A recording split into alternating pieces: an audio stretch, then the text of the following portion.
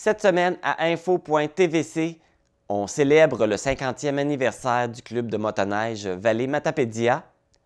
Du 13 au 17 février aura lieu les Journées de la persévérance scolaire. Un mois après le temps des fêtes, voici des astuces pour bien gérer son crédit d'après Noël.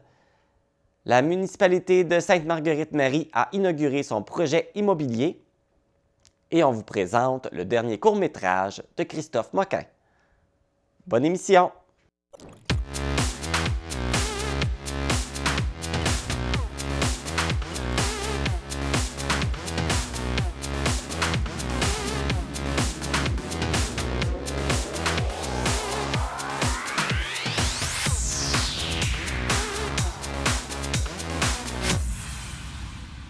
Ici Marc Baudouin, bienvenue à info.tvc, édition du 3 février. J'espère que vous êtes bien installés, bien au chaud. On a appris cette semaine la nouvelle du décès de Fred, la marmotte gaspésienne, avant que celle-ci ne puisse faire sa prédiction sur l'arrivée du printemps. Mais comme il faisait soleil le jour de la marmotte, on présume que Fred aurait vu son ombre. Alors, on prédit un printemps tardif. Pour les amateurs d'activités hivernales, il s'agit d'une bonne nouvelle. Et pour les autres, bien, vous devrez prendre votre mal en patience. Débutons maintenant avec les actualités matapédiennes. La Commission de délimitation des circonscriptions électorales fédérales a déposé son récent rapport à la Chambre des communes. Tout comme la proposition faite l'été dernier, la circonscription d'Avignon-Lamitis-Matade-Matapédia est toujours rayée de la carte.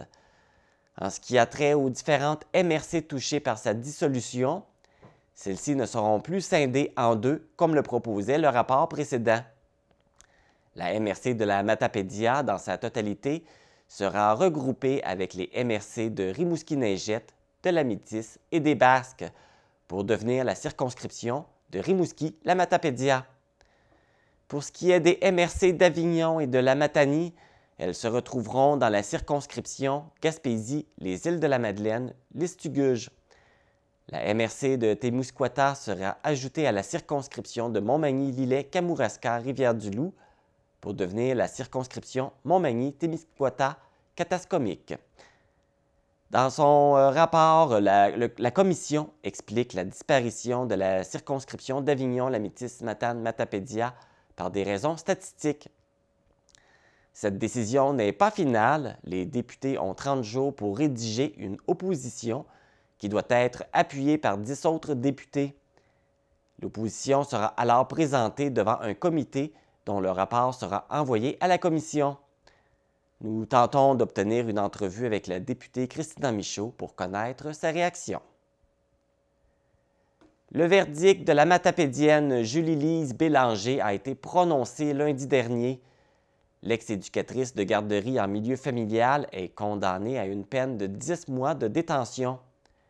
À sa sortie de prison, celle-ci devra respecter une probation de 2 ans et un suivi probatoire de 18 mois. Cette décision vient à la suite que la femme a plaidé coupable à une accusation de voie de fait causant des blessures à un enfant, qu'elle n'a pas de casier judiciaire, qu'il y a eu des excuses réelles et qu'elle a cessé toute pratique auprès des enfants, mais qu'il y a des conséquences pour l'enfant et ses parents.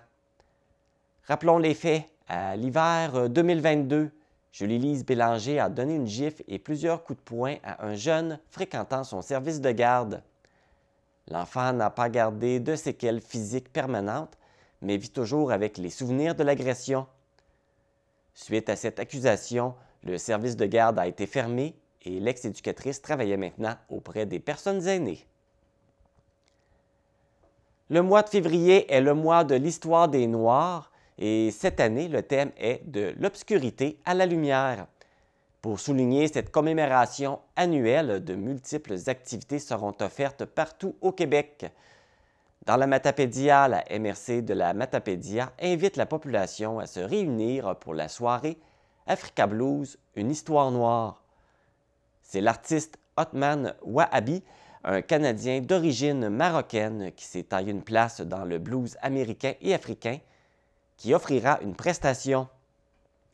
L'événement se déroulera le 24 février à 20 h à la microbrasserie La Captive à Amqui. Les billets sont déjà en vente au coût de 5 à la microbrasserie ainsi qu'à la MRC de la Matapédia. Il sera également possible d'acheter son billet le soir même au coût de 10 $. Cette soirée est rendue possible grâce à la participation financière du gouvernement du Québec. La période d'inscription au sport et études en natation pour septembre 2023 est maintenant ouverte.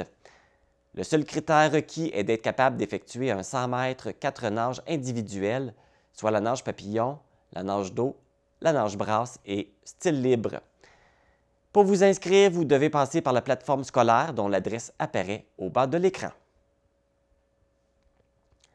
La députée d'Avignon-Lamitis-Matane-Matapédia, Christina Michaud, a été interpellée par un citoyen de Cause-Abscale, Louis-Marie d'Anjou, concernant un enjeu de sécurité et d'environnement que pourraient causer des poteaux vétustes du Canadien national, installés aux abords des voies ferrées dans la Matapédia. Ces poteaux de bois traités menaçaient de s'effondrer dans les cours d'eau à proximité. L'équipe de Christina Michaud a entrepris des négociations avec le Canadien national. Ces discussions ont porté fruit puisque ce sont plusieurs dizaines de ces piliers chancelants qui ont été retirés. La députée se dit satisfaite de la collaboration du CN, avec qui ce n'est pas toujours facile de travailler, et veut remercier les citoyens de sa circonscription pour lui avoir signalé cette problématique. La nouvelle directrice générale de l'aéroport de Montjoli est maintenant connue. Il s'agit de Julie Laviolette, originaire de la région montréalaise. Elle a également occupé des fonctions au Saguenay, à Québec et Bagotville. Elle compte une vingtaine d'années d'expérience dans le domaine de l'aviation, notamment pour l'Association québécoise du transport aérien. Madame Laviolette concède que son premier mandat consistera à comprendre les causes du retrait des vols directs entre Montjoli et Montréal depuis la fin de l'année dernière et de tenter de renverser la vapeur. La matapédienne Gathienne Canuel, grand-maman de l'humoriste Jean-François Otis, a manifesté le désir de voir son petit-fils plus souvent. Pour cette raison, le jeune humoriste s'est engagé à produire au moins un spectacle par mois à Amqui. Lors de son passage à la microbrasserie La Captive le 20 janvier dernier, il a invité sa grand-maman à monter sur la scène pendant son numéro. Le public lui a offert une ovation debout. Ce moment touchant restera gravé longtemps dans la mémoire de l'humoriste et de sa famille qui étaient présentes dans la foule. Le prochain passage de Jean-François Otis à la Captive d'Amqui sera le 23 février. Maintenant, passons aux actualités sportives. Dans la Ligue de hockey senior Desjardins de la Gaspésie, le Bar Laser de Cause-Abscale a remporté son dernier match 6-1 face aux Fondations BA de Trois-Pistoles. Raphaël Otis a marqué 2 buts et Félix Saint-Don, Ludovic Lefrançois, Maxime Charret et Xavier Ross ont marqué chacun un but. C'est Vincent Morin qui était devant le filet de l'équipe matapédienne et a fait face à 28 tirs. Du côté de la Ligue interrégionale de hockey féminin, les Cyclones M18 du Bas-Saint-Laurent ont démarré l'année 2023 en force. Lors de la fin de semaine du 28 et 29 janvier, l'équipe a joué 3 parties dans la région de Montréal. C'est avec un score nul de 1-1 que s'est terminé le premier match contre les Pionnières de l'Anaudière. L'équipe balaurancienne s'est sauvée avec une victoire de 7-5 contre la même équipe pour le deuxième match. Pour le troisième match, les Cyclones affrontaient les Remparts du Richelieu, qu'elles ont blanchi 5-0. Les prochaines parties se dérouleront à Saint-Fabien les 11 et 12 février contre les Rebelles. Rappelons que 2 matapédiennes font partie de l'équipe. Les maîtres nageurs du club de natation Nataqui ont participé à la Coupe 4 des maîtres qui avait lieu à Drummondville le 25 janvier dernier. Un grand nombre de médailles ont été ramenées. Davy Boudreau est revenu avec 3 médailles d'or aux 100 mètres libres, aux 50 mètres libres et aux 25 mètres brasse. Une médaille d'argent aux 50 mètres brasse et une médaille de bronze aux 100 mètres brasse. Karen Smith a décroché 3 médailles d'or, soit aux 100 mètres libres, aux 200 mètres libres et aux 100 mètres 4 styles de nage. Finalement, le coach en chef du Nataqui, Maïdine Galdem, avait à son cou 4 médailles d'or gagnées aux 25 mètres papillon, aux 100 mètres papillon, aux 25 mètres libres et aux 100 mètres libre. Félicitations à tous nos athlètes matapédiens. C'est ce qui complète les actualités matapédiennes. Après la pause, on vous présente ce que nous réserve le club de motoneige Vallée Matapédia pour célébrer son 50e anniversaire.